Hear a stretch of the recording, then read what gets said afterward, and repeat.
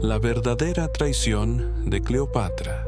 En el vasto y abrasador desierto de Egipto, entre templos dorados y murallas de conspiración, Cleopatra gobernaba con una mezcla letal de encanto, inteligencia y un instinto de supervivencia casi sobrenatural. La última reina faraónica sabía que estaba jugando al ajedrez contra el destino, y cada movimiento suyo era una jugada mortal, tanto para sus enemigos como para sus aliados. Cuando Julio César murió, ella no derramó lágrimas. Su relación con él no había sido solo pasión, había sido estrategia.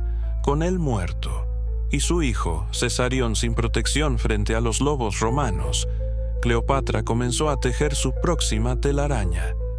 El objetivo era Marco Antonio, un general que, según decían, era tan brutal en la batalla como débil frente al poder del deseo. Cleopatra lo sabía.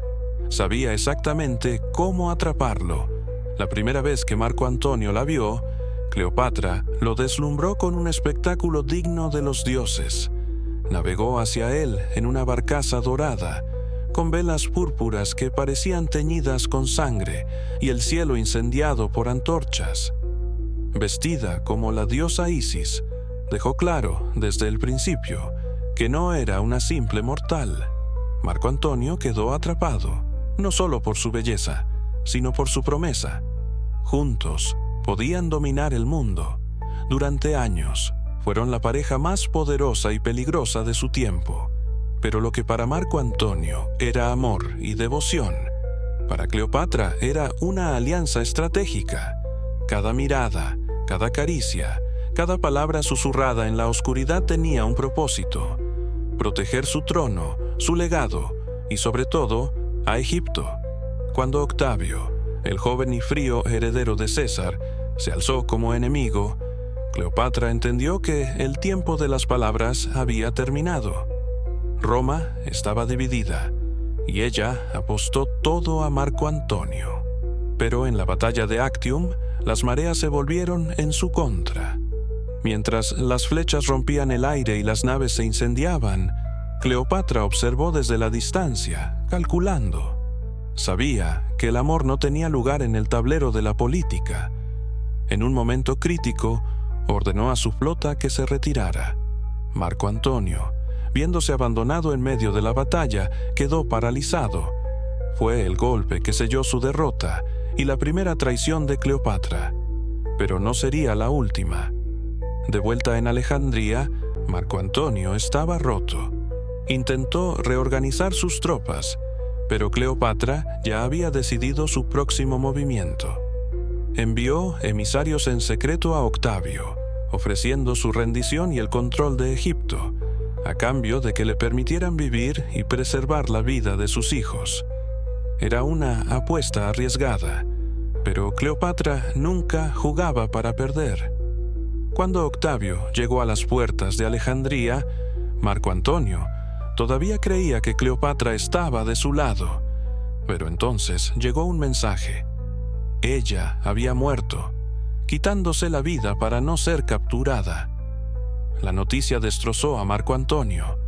En un acto desesperado, tomó su espada y se la clavó en el abdomen, creyendo que no tenía nada más por lo que luchar. La verdad era mucho más oscura. Cleopatra no estaba muerta. Había fingido su muerte para forzar a Marco Antonio a sacrificarse, eliminando al hombre que representaba un riesgo tanto para ella como para el trato con Octavio. Cuando Marco Antonio, agonizando, fue llevado hasta Cleopatra, entendió la verdad al mirarla a los ojos. No había lágrimas ni arrepentimiento, solo el frío cálculo de una mujer que había decidido sobrevivir a cualquier costo. Marco Antonio murió en sus brazos, pero para Cleopatra no fue una victoria. Fue un recordatorio de que su mundo estaba desmoronándose. Sin embargo, Octavio no era tan fácil de manipular como los hombres que la precedieron. Aunque admiraba su inteligencia y su belleza, dejó claro que Cleopatra no tendría un final glorioso. La llevaría a Roma como un trofeo, encadenada, exhibida como un símbolo de su conquista. Pero Cleopatra tenía otros planes. No permitiría que Roma la humillara. En su mausoleo, pidió una cesta con higos, dentro de la cual escondió un áspid, la serpiente venenosa que le arrebataría la vida. Esa noche, mientras los soldados de Octavio irrumpían en su palacio, Cleopatra fue encontrada muerta, vestida con sus mejores ropas, con la cabeza en alto y el veneno corriendo por sus venas. La traición de Cleopatra no fue solo hacia Marco Antonio, sino hacia el mundo que la rodeaba. Vivió y murió como una reina, enfrentándose al destino con la misma frialdad con la que traicionó a quienes la amaron.